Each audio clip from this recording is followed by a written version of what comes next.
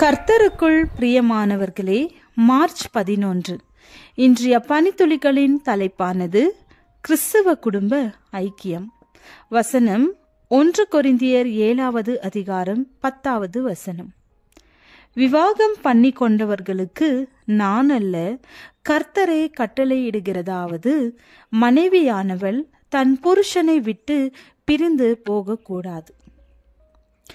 ஒரு பிரசித்தி பெற்ற பெண் நீதிபதி ஓர் உலகளாவிய பிரசங்கியாரிடம் தற்கால கிறிஸ்தவ குடும்ப ஐக்கியத்தை பற்றி சொல்லி, இன்று அதிகப்படியான விவாகரத்து கிறிஸ்தவ குடும்பங்களில்தான் உள்ளது என்று கண்ணீர் வடித்தார்களாம். இந்திய தேசத்தில், விசேஷமாக தமிழ்நாட்டில் என்றார்களாம்.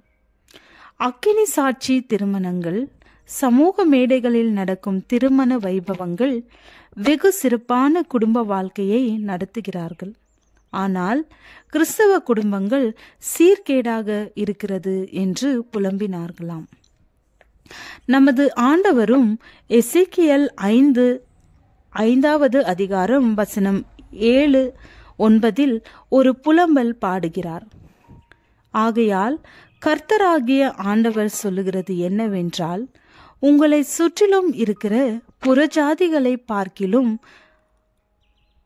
அதிகரிக்கிறவர்களாகிய நீங்கள் என் கட்டளைகளிலே நடவாமலும் என் நியாயங்களின்படி செய்யாமலும், உங்களை சுற்றிலும் இருக்கிற புறஜாதிகளுடைய நீதி நியாயங்களின்படியாவது நடவாமலும் போனபடியினாலே, இதோ நானே உனக்கு விரோதமாக வந்து புறஜாதிகளுடைய கண்களுக்கு முன்பாக உன் நடுவிலே நீதி செலுத்தி, நான் முன்பு செய்யாததும் இனி செய்யாதிருப்பதுமான விதமாய் உனக்கு உன் எல்லா அருவருப்புகளின் நிமித்தமும் செய்வேன்.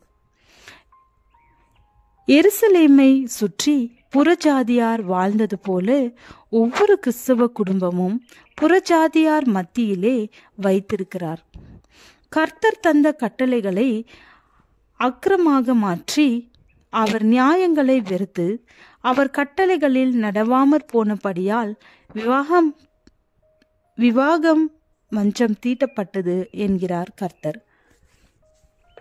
இன்று பல காரணங்களால் குடும்பத்தில் சமாதானம் சீர்குலைகிறது.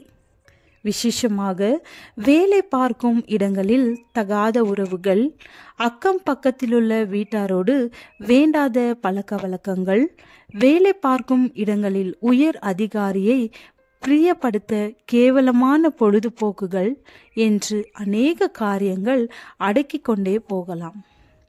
நித்திரையை விட்டு எழுந்திருக்கத்தக்க வேலையாயிற்றென்று நாம் காலத்தை அறிந்தவர்களாய் இப்படி நடக்க வேண்டும். நாம் விசுவாசிகளான போது ரட்சிப்பு சமீபமாயிருந்ததை பார்க்கிலும் இப்பொழுது அது நமக்கு அதிக சமீபமாயிருக்கிறது.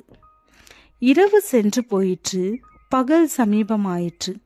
ஆகையால் அந்தகாரத்தின் கிரியைகளை நாம் தள்ளிவிட்டு ஒளியின் ஆயுதங்களை தரித்து கொள்ள கடவோம். சுய கட்டுப்பாடு இல்லாதவர்கள் தங்களை கர்த்தரிடம் ஒப்படைத்தால் வாழ்வு பெறுவார்கள்.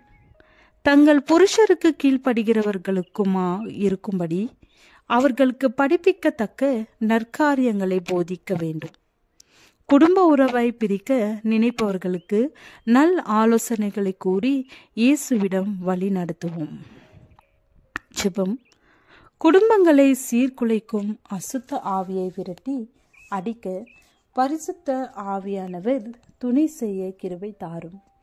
ஆமென்.